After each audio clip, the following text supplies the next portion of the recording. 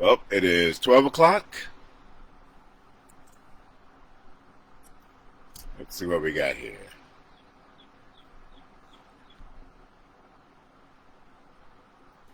It is 12 o'clock. It's a Thursday. No Prince today because we're kind of outside and I wanted to make sure that I was able to post this video. Apparently, the using Prince music is frowned upon in this establishment. So I'm gonna log in over here with my phone so I can see your commentary, which should be fun. Alrighty. All right, here we go.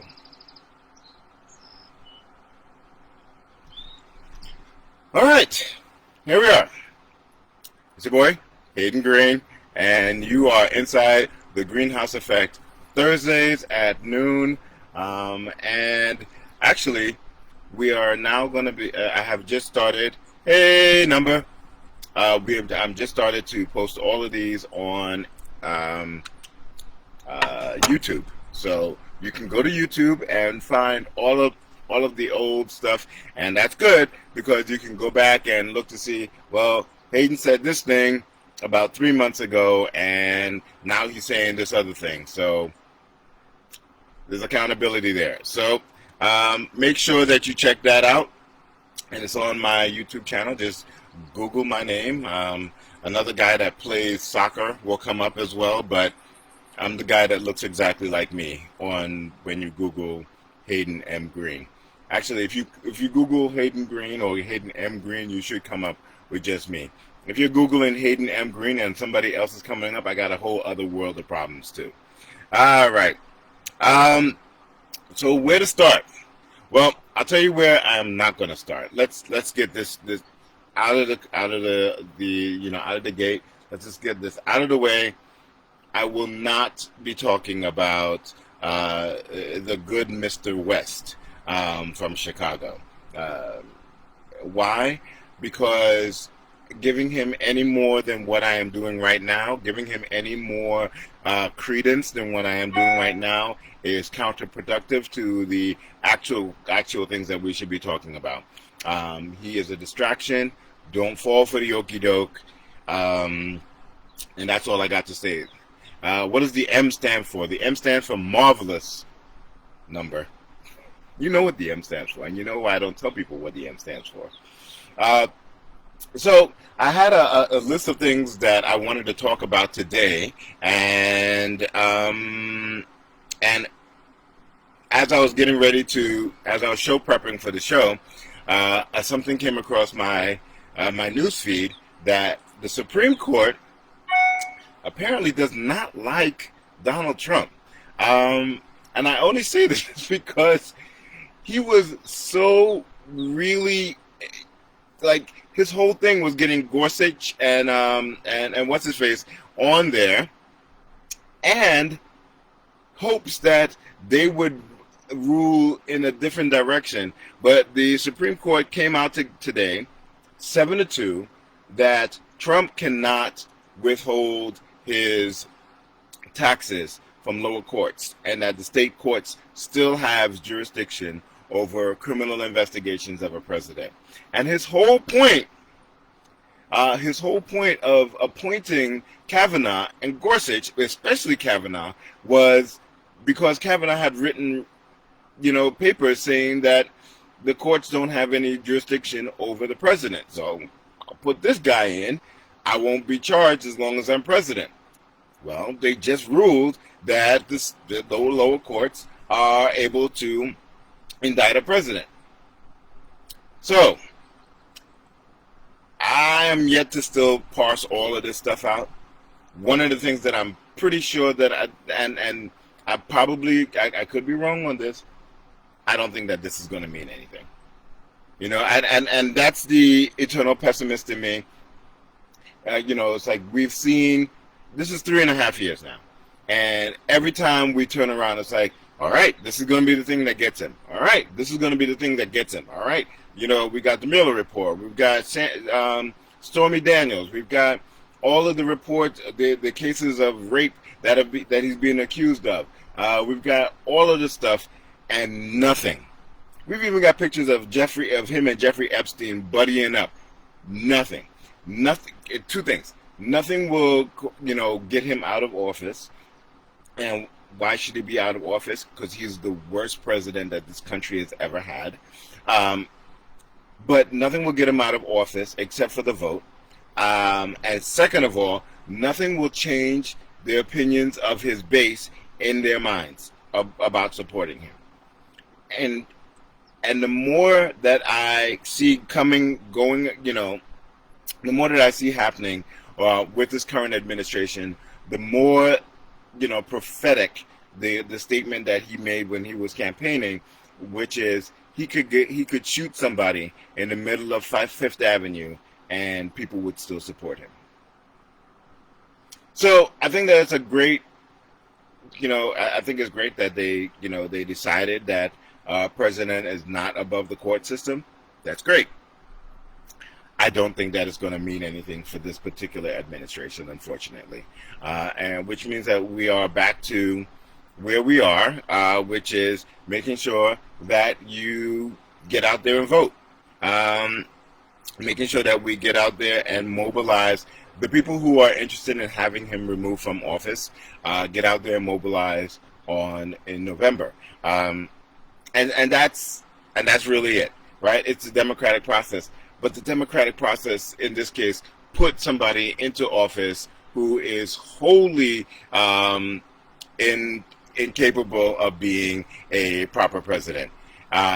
If I could show you right now what is happening behind my camera, I have an entire family of jerks. Wait, hold on. This is what is happening behind the scenes as I am trying to be serious. And yeah, I have a weird family. That's the long and short of it. So anyway, so they've made their appearance, and I can't wait to be back in my house where it's in the basement. I lock the door and nobody can come in.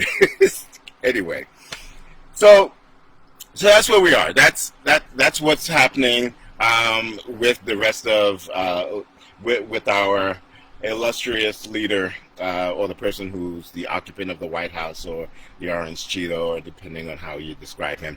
Anyway, so what I actually wanted to start with was one of the things that has resounded with me over and over again, which is that Trump has no crew, right? Trump has no group of people, and we were watching a comedy special, and the comedian was talking about the fact that during the time when Trump was walking up to the the Air Force One with toilet paper on the back of his foot, right? And that's just indicative of the fact that nobody cares about him. Trump doesn't have a crew. Everybody has a crew. Everybody has a group of people that will look out for them and say, you might not want to do this. You might want to go in this direction. And I don't feel like he has that. So, first of all, he's a megalomaniac, and he only surrounds himself with people that will always tell him yes, that will always tell him that that's a great thing, and what he's doing is the greatest thing in the world, and he should continue to do. So he surrounds himself with sycophants and yes men. Sycophants and yes men are pretty much the same thing. Anyway, so he's surrounding himself with these people who are not giving him a true picture of how he's being perceived, how his decisions are going to be perceived, how his decisions will impact the rest of the country. And he doesn't have a crew. Not even his family. Not even his family. Because somebody would have taken away his Twitter by now. Somebody would have said to him, these are things that will just simply incite the nation. Not excite, incite. And at a certain point in time, you're not going to be president anymore. You're not going to be president to be able to bolster all of the things that you are doing. So, right now he's sitting on it's like, well, I'm president. I can say whatever I want. I can do whatever I want. And to a certain extent, he has a certain level of buffer between what he says and how people can get to him, right? And you're right. Dash is saying that there are people only who are monetarily invested in his success, which brings me back to the Supreme Court, because he thinks that he picked Kavanaugh because Kavanaugh was going to indemnify him from being, investigated by lower courts. That name was given to him by people who wanted Roe v. Wade attacked. And the minute that Kavanaugh was confirmed, all of a sudden you saw a bunch of cases that had to do with abortion coming through the lower courts, which then had to make their way up to where? The Supreme Court. And when the Supreme Court has to look at this, now Kavanaugh is already somebody who is definitely not, even though the last decision about abortion kind of like goes, wait a minute, didn't we put you in? So there are a bunch of people who are pulling the strings, who are, you're right, Kadash. They are financially invested in what he wants to do. But those are not his crew. Those are not his peeps. Everybody has peeps. I have the wolf pack, right? I have my fraternity brothers. I have all of these people around me that at any point in time I can say, I'm thinking about doing this thing, and I don't know whether it's going to be perceived as left or if it should be right, or, I don't know what I need to do. And I have people who can tell me yes or no. They're not yes men. They are not people who are interested in just making me feel better. Trust me, I don't have those people around me. Right? I'm just saying that Trump doesn't have any people who are real with him. Not his daughter, not his son, not any of his advisors, definitely not his vice president. Everybody who is involved in Trump's life is involved in order to get something out from him. Either they want to get an investment, or they want something that he as president can provide for them, i.e. Supreme Court judges, federal court judges, and different things along those lines. So it's sad. I almost feel bad for the guy, except when you start to realize that he created this whole situation of not having people around him. But I almost feel bad for him, because at the end of the day, he has nobody. And you know who he absolutely doesn't have? His niece. His niece is definitely not in his corner. Yeah. So his niece just came out with a book. And it is flaming him. Like, literally flaming him. Anna Marie says she's never interested in making me feel better. In fact, if there was ever a time that I was feeling myself and I wanted to take a temperature check, the first person I'm calling is Anna Maria Williams. Yeah, that's definitely going to get me back to center. Anyway, so Trump's niece is flaming him in a new book. She is a psychiatrist or psychologist or something like that, and says that from a family member, he is not well. From the point of view of a family member, from the point of view of a clinical person, he is not well. We knew this. I mean, there is nobody is looking at Trump and going, that dude is 100% there, or that dude is like smart as a whip. We all knew that he was a crazy person. We all knew that even the people who put him in office were doing so because they wanted to buck the establishment and put a crazy person and put somebody who was anti-establishment onto the in the White House. And so so the book is, in terms of comedy, it's great that it's out there. I'm dying that stuff is out there. But when it comes down to it, it is nothing new. It is not, and this is the thing about this administration. Nothing that anybody says changes the minds of the people who are backing this administration, because they know what they want and they know who they have in power in order to get what they want. Nothing that comes out is going to make people who are anti-Trump all of a sudden say, maybe we might want to give him a chance. Let's look at it from this point of view. That just is not going to happen, right? And so everybody keeps on coming out with all of these books, and they're all doing a money grab, right? All of this is a money grab, because at the end of the day, you're not convincing anybody. You're just trying to tell your story and hoping to get some money out of it. That's all that this is. But I do enjoy hearing the stories of how he paid somebody to take his SATs for him. And so it's very, very interesting. Anna says that there are people who think that he's smart. I don't know. Crazy like a fox, maybe, but smart? I don't know.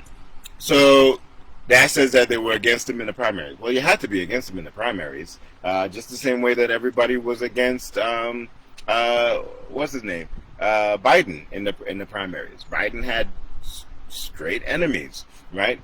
Kamala Harris was like about to go to blows with this dude, right? And now they're all on board with getting him to be the president, because that's the way that this two-party country works, right? You say everything that you want to say, and you want to be as derogatory as you possibly can, while the person that from your party is still trying to get the nomination, and you try to bring them down as much as you can, and then when you bow out of the race, you turn around and you say, I've always supported this guy, and we know you didn't. And so that's just the way that it is, because we have a two-party system, and there's never a third opinion. It's either you go with the guy that the man or woman that you were just fighting, or you acquiesce and go somewhere else, right? And so that's the problem with it, right? One of the problems with a two-party system. We can get into a whole thing about two-party system, but that's a whole nother thing. All right. Woo, look at that sweat stand. I'm outside in the sun. Summertime. It's almost August. Could you believe that? It's almost August. Yes, I know it's at the beginning of July. My birthday is in August, so that's what I focus on. It's almost August. Leo's in the house. Stand up. Although, if you're a Leo, you're already a stand-up person. Enough of that? Okay, fine. But also, my anniversary is coming up. My anniversary is coming up. 14 years I've been married. 14 years. 2 beautiful children, and she has not killed me yet. I suspect that it's because we have the 2 beautiful children, and she doesn't want to do this by herself. Maybe. She might actually love me. I think she loves me. I cannot confirm or deny, but I do believe that she loves me. Yeah, my anniversary is coming up. So this is the Ivory anniversary. And so,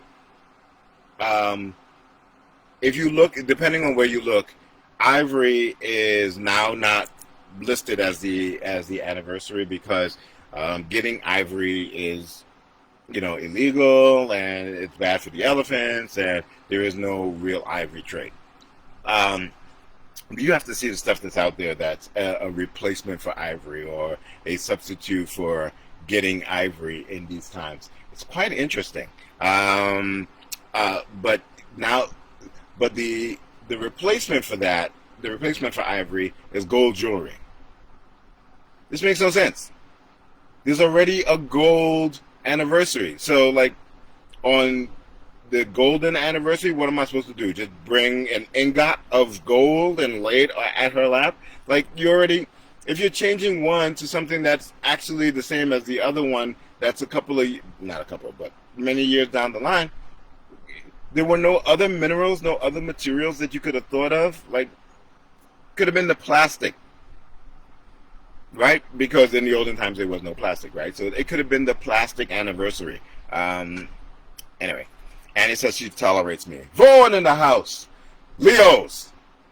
So anyway, but yeah, so it's the Ivory anniversary. If anybody has any ideas, I have the thing that I've gotten already, but if anybody has any other ideas of where I can get a really good ivory gift, let me know. Clearly, she is not watching, but clearly, Anna will tell her exactly what I'm doing right now. Anyway, I found something, and I found something that I like. But if somebody has something really good, let me know. Um, Eubatonium? You what? What is Eubatonium?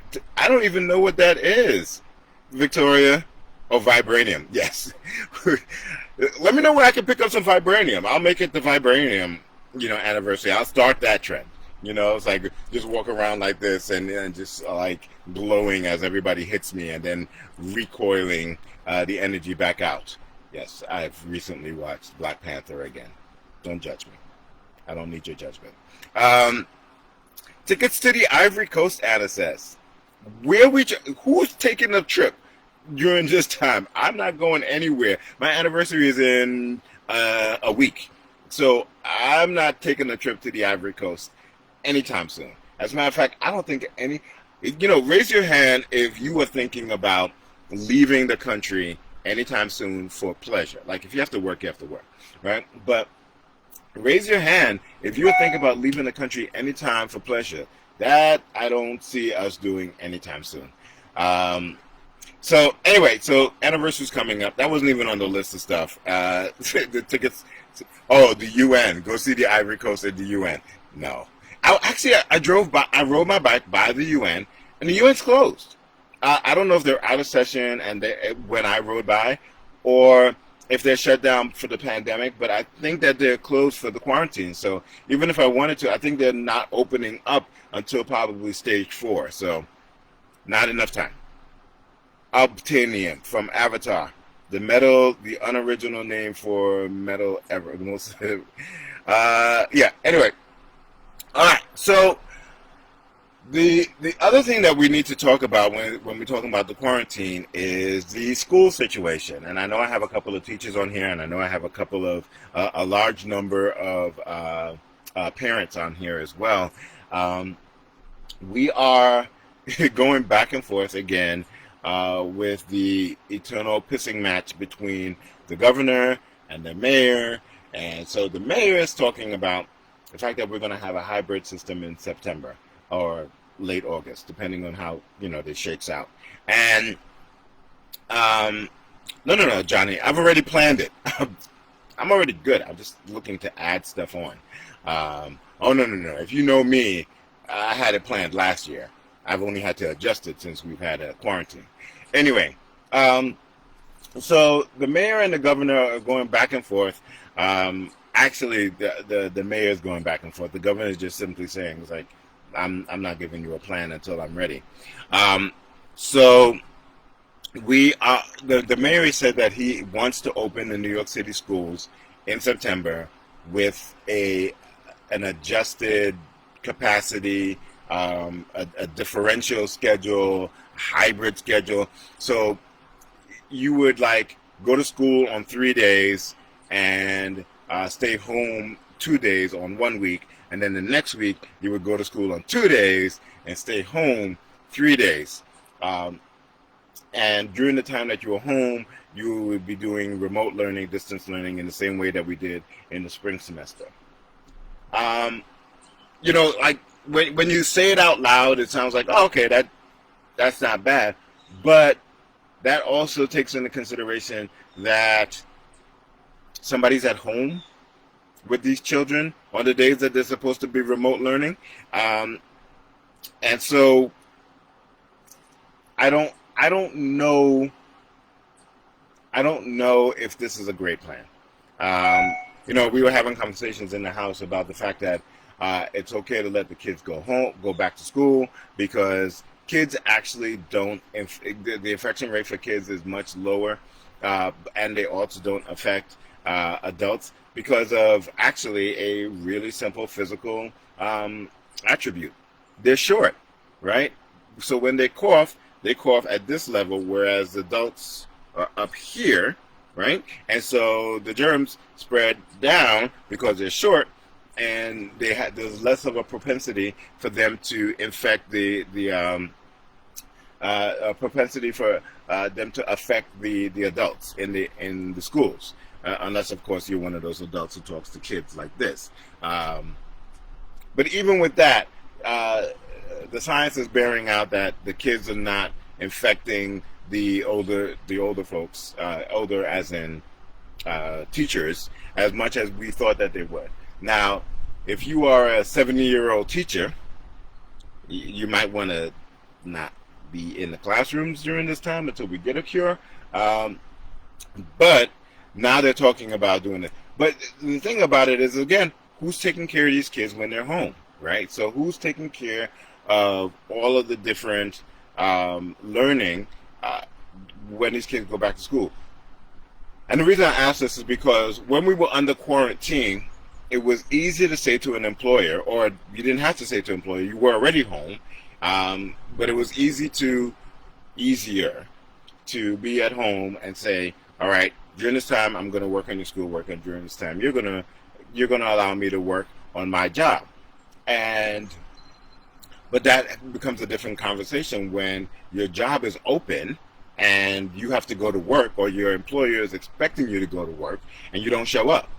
And so what happens now, right? Like, are people going to be asked to use their vacation days? Are people going to be provided with childcare for the days that they, are not in school? And what does that look like? They're also looking at alternative places to house these schools. So if you are an event space and you're not having events during the day, your place might become a school. Or high schools. I had a teacher here, and one of the things that he was saying is that they are looking at doing alternate days with local high schools. So during the time that the high schoolers are off, they would bring in the elementary and middle school students to utilize that same building. This is all, these are all speculations. These are all ways that people are trying to make sure that kids are getting back into school. I had a friend of mine who also had the radical idea, actually not just one, but a couple of friends of mine who had the radical idea of, why don't everybody just take a semester off, right? Just no school. Just take one semester off and everybody just like take a beat, right? And wait till the science catches up with this, with this disease, and wait till we are sure that we're able to protect everybody when they come back in, and everybody take a semester off. And that's a really radical idea, but it's at the other end of the spectrum, right? Because one end of the spectrum is that we do remote learning again for a semester. The other end of the spectrum is just take a whole semester off. Everybody stop learning. Everybody take a break, right? But the question is that schools still need to be maintained. Teachers still are under contract. There are a whole bunch of people who are reliant on the fact that schools are open. And so people are taking, the mayor to task. Is like, well, why are you trying to allow people to go back to school? And of course, the president is pushing for the schools to be open. And the reason behind that is that the last thing that he wants during the time that he is trying to get reelected is people still talking about the coronavirus. He wants that done. He wants it moved on.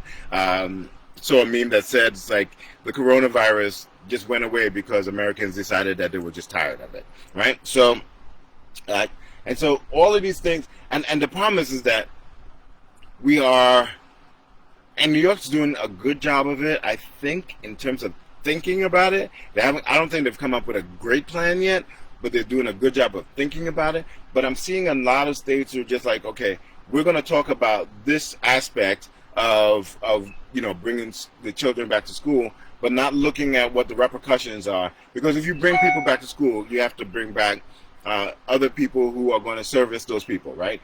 You're going to have to bring back people who are transportation in order to get them to the school. There's some people who take buses to the school. And like all of these systems are interlaced. And I see one announcement is like, we're trying to get them back and thinking about how we clean the schools.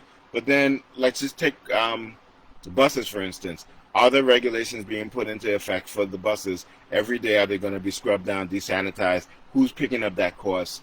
Is that going to be passed on to the parents? Is that going to be absorbed by the bus companies or the schools or the government, right? So there's so many things interplayed together, and these are the things that we have a really hard time with, trying to just say, okay, well, we just want to get the schools, the kids back in the schools, because it's not a just. There is no just. There is no one thing that affects, right? It's just not talking about the cafeteria workers, the teachers, the principals, the administrators. That's one bubble. All the other bubbles that happen, even crossing guards, right? Even the crossing guards, I have to come back to school, come back to work. And so, random example, but like, what are the precautions that the crossing guards need to have? Crossing guards get hugged by kids every single day. If you've ever stood in front of a school as the kids are going into school, like when I drop my kids off, these kids, hug those crossing guards all the time.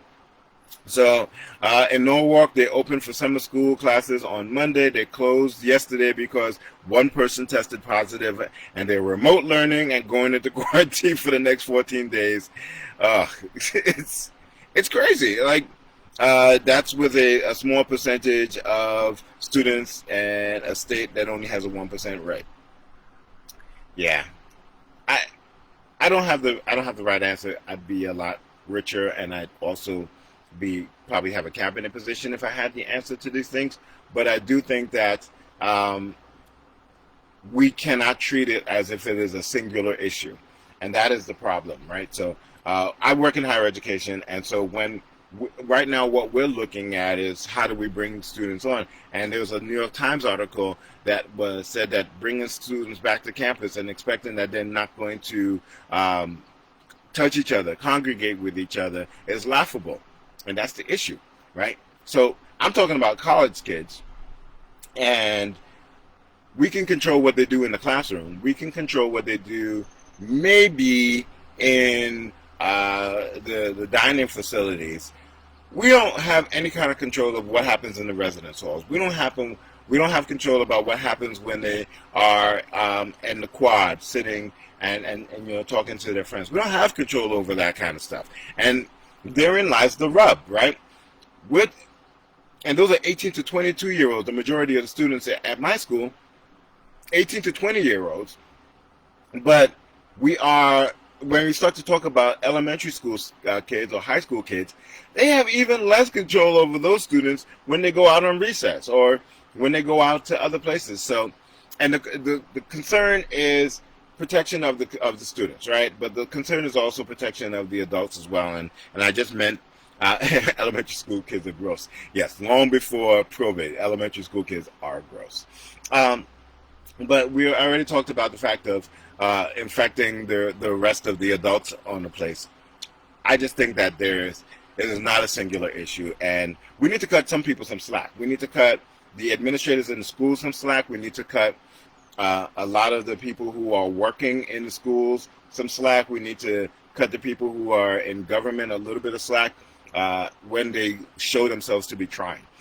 There are some people who just aren't trying, and those people don't need any kind of slack. But I think that we are so focused on, we're so traumatized, I should say, as parents. And we're so traumatized by having to school our kids over the last semester that we are really just putting pressure to bear on the people who are making decisions about getting them back into school in September. And so it's like a lot of it is like, yo, get these kids out of my house into that school, or just give me back my life. I think that's the bottom line where everybody is at. Everybody wants to have their life back. All right, I want to take a hard pivot because I also read something yesterday. Chris Cooper, who was the bird watcher, who Amy Cooper called the cops on, no relation, who called the cops on because and falsely accused him of attacking her or threatening her in the Central Park when he told her that he had to put her dog on a leash. And so Chris Cooper has come out and said that he will not cooperate with the police. in terms of getting a conviction for the wrongful accusation of this man for threatening her during this incident. And so the minute he says that, and of course we live in a world where everybody is vitriolic, right? Nobody has an even-toned response to anything. People are either crazy mad or on one side or crazy mad on the other side. People are just, nobody's ambivalent about anything. Everybody is mad about every single thing. And people are mad at him because they're saying it's like, oh, we're finally getting justice, and here you are not wanting to prosecute or cooperate.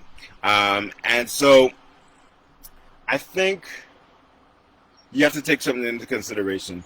So Chris Cooper is a pacifist. And I don't say pacifist as in that's a bad word or a bad thing for somebody to be. He's a bird watcher.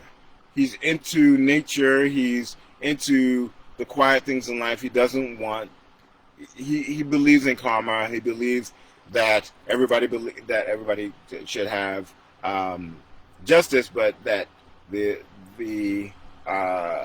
actions or the repercussions of your actions should match what the actions were. And so he came out from the beginning saying that he didn't believe that the woman deserved all of the fire that she was getting.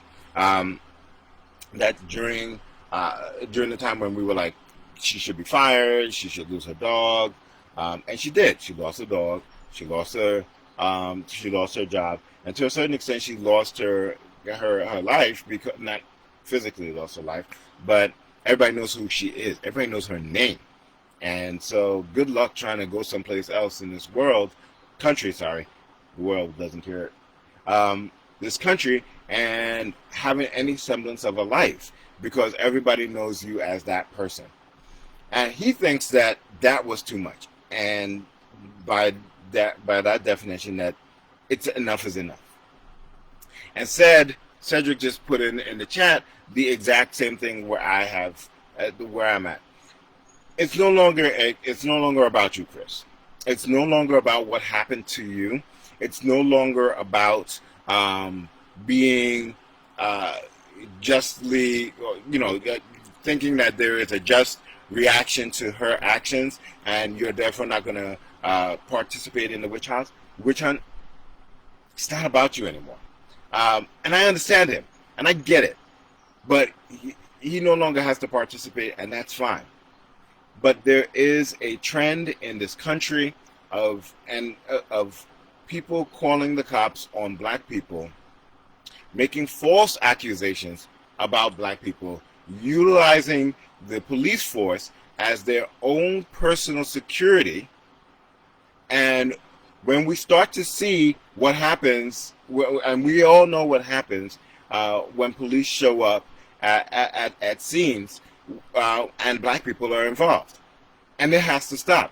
There was legislation that was proposed in New York City Council that said calling the cop, falsely accusing a black man of a crime, should be considered to be a racial incident, right? And it never got anywhere, didn't get the votes that it needed. But when we start to look at, making a false request, number one, is a crime, right? And if this were on the other foot, there's many conversations about the fact that if it was a white victim and a black perpetrator, there are many conversations around the fact that there would have been no hesitancy in making sure that the book was thrown at this person. And I'm not here to make that debate, but wrong is wrong. Wrong is wrong. And you may feel, Chris Cooper may feel that she has suffered enough, and he didn't want her to suffer even that much, and he's worried about his own personal karma. But we are at the point in this country where we're looking at the personal karma of black folk all across the nation. And when we start to hold people accountable for doing things that are blatantly wrong, there's video of it being blatantly wrong, we take step and step and step to eradicating the practice. There are videos of the cops being called on a black woman standing in a doorway, sheltering from the rain, and somebody called the cops on her because quote unquote, she was on her property. A doorway, on the street, just trying to get out of the rain. And black people getting the cops called on them for just simply living their life, being black, it sometimes can be a death sentence. In the current situation, George Floyd, and it turns out that the bill wasn't actually counterfeit. George Floyd, the cops were called on George Floyd because he had a counterfeit bill, which turned out to be not counterfeit. So he was just living his life, and got the cops called on him. And so it is so much bigger than this person's action. This person's action is systemic and is something that is learned behavior, that if I do this, these people will come to my rescue, even if I don't need to be rescued. And that practice has to stop. When you are not in any kind of danger, there's no reason to call the cops. And making false accusations is a crime, and purposely accusing them based on racist sexual orientation is a hate crime. Full stop. Holly says it all, right? And to be honest with you, they don't need Chris's cooperation. But I want him to hear, and maybe he may be listening to this. Chris, you on here? You listening? Anyway, but he needs to hear that no matter what he feels about how he feels about what the situation is, this is bigger than him. This is much bigger than him. Have you watched a Patriot episode around the George Floyd and BLM? No, I haven't. I'll check that out as soon as I can. So I bring this up because there are going to be a number of situations where there are small incidents and we're like, well, why are they throwing a book at this person? Because there are small insidious things that people do to people of color in this country, and small thing here, add on to another small thing, add on to another small thing, add on to another small thing, and before you have it, you have a statue of small things that is overbearing onto people of color, and something has to stop. And so that's where we're at. So anyway, if you know Chris Cooper, he's a blurred like me. He's into nerd culture. Let him know that this is beyond him at this point in time, and he has to understand that. He didn't call the cops, she did, and so she's complaining with the prosecutor. We're simply telling him the truth and doing what is right. Yep. So speaking of blurs, trying to get my kid into comic books. I think I may have talked about this last year, and I'm still trying. And so I started with the Suri series. I bought, we went to see Black Panther. She knows who Suri is. I tried with the first comic, the first episode edition of the Suri series. It's not taking. I tried to get her into Lava Girl and the Killer Dinosaur. Not taking. Tried to get her into what's the name of that other comic book? But so one of her friends is actually is now looking at some of the books that I have in the house, and we have a ton of books in the house. Some some of them written by Nene Okafor and Nendi Okafor, sorry, and some written by other people as well. So if you have any suggestions, I'd love to take them. But I'm really trying to get her into nerd culture. Daddy's a nerd. I'm a nerd. Have you tried Howard the Duck? No, Vinny. No, I'm not letting her read Howard the Duck. Howard the Duck scarred me. I don't need another scarred person in the Greene household. No Howard the Duck. She doesn't. So said yes, I would. And this is the whole point. I've been trying to give her stuff to see what she likes, and she doesn't like very much. She reads the graphic novels like the teenage angst graphic novels, but they're not comic book culture. It's just It's just a graphic novel of a teenage book, which is fine. She's a reader. She consumes books. Like literally, if you give her a book today, by the end of the week, and I'm talking big books, by the end of the week, she'll read all of it. Have you tried Daffy the Duck? Okay, yeah, y'all are just being jokey now. Okay, no, Daffy the Duck. But I'm trying to get her into serious stuff because one of the great things about comic books is that it has the ability to really talk about a lot of different issues in almost like a vacuum, right? Which is why I like the Zootopia movie because it distills all of the issues of racism and all the other isms down to its various compound. But because we're talking about a fox and a bunny and a warthog and an elephant, you're able to have those conversations without the you know, without the overlay of like I'm saying this as a black person, or I'm saying this as a white person, or an Indian person, or a Japanese person, right? So comic books do that because sometimes those characters are devoid of that information, but also they're able to have those really deeper conversations based on those characters. Superb is a really good book. I don't know if anybody has read Superb. One of the main characters in Superb is an autistic child who has superpowers and is trying to not trying to hide, he's actually trying to be a vigilante, while the rest of people with superpowers are trying to hide it. So I don't know if anybody else has read Superb. I'm trying to get her into that. Ironheart from Marvel. I'm going to try that. Yes, I know what Ironheart is. And so I'm just going to try to keep on introducing different things to her. And hopefully she gets into it. My goal one of these days is to go to Comic-Con with my kid, and she'd be excited about it just as much as I am excited about it.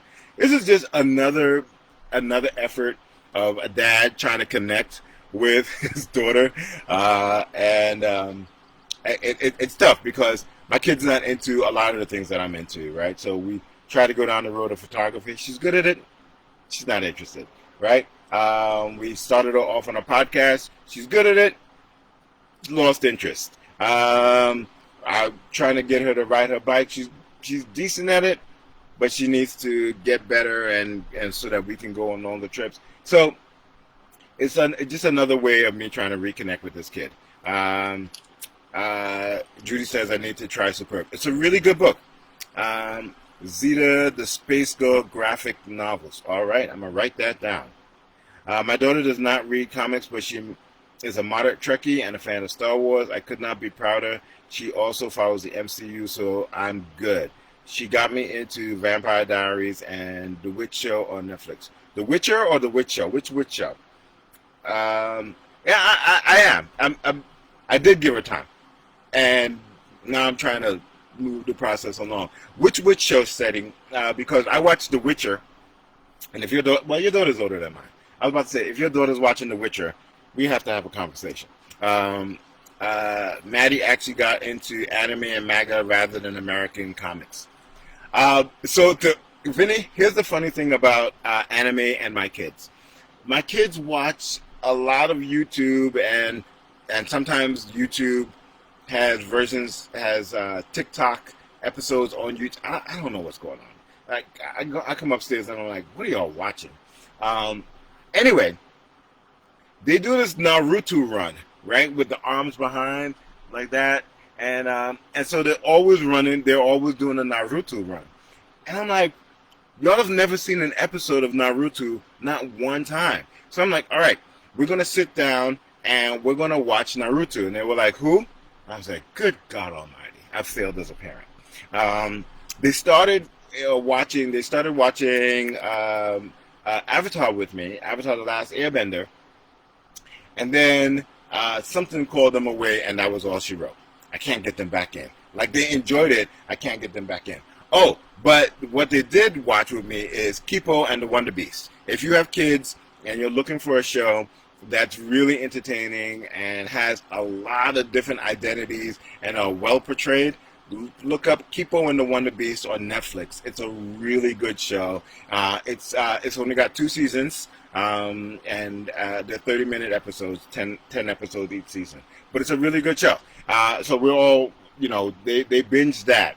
And so slowly but surely I'm getting there.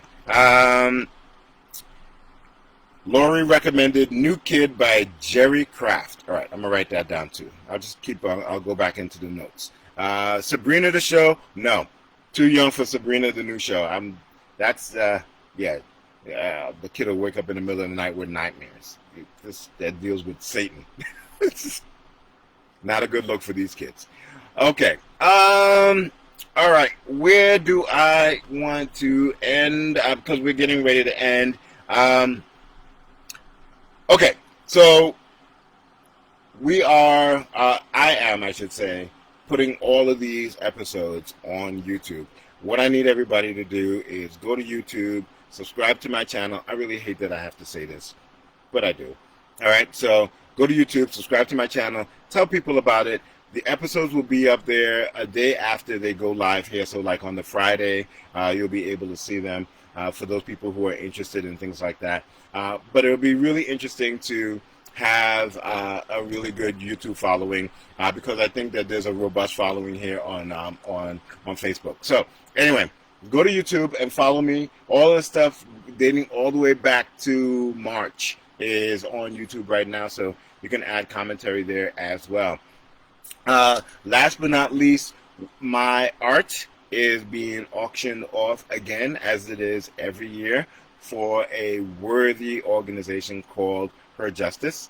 And Her Justice provides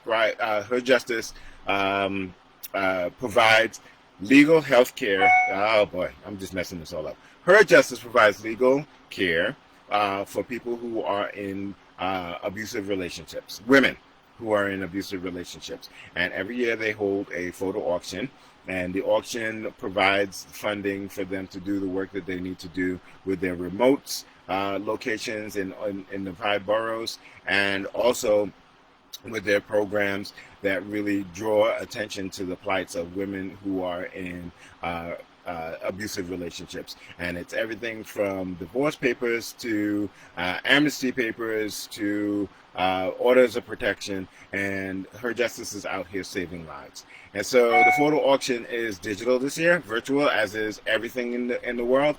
And I have a piece, and I will put the link to the auction in the chat when this is all said and done. But please go out and support them. All the money goes to Her Justice. I don't get any of it. So feel free to bid often and bid high. I happen to love the piece that I've submitted. I have that piece in my office. It's very serene. It's a piece that I look at when my students drive me crazy.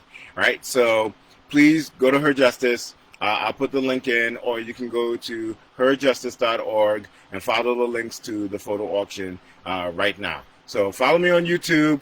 Go to the Her Justice login, the Her Justice website, and bid often on the art that you see there, even if you bid on something that's not mine. All right, it helps. Every little bit helps. And last but not least, if you are interested in buying art from me, I have a weekly show on Saturdays, and in the show, at the end of it, I tell people, if you send me $5 to my Cash App, I will send you a print.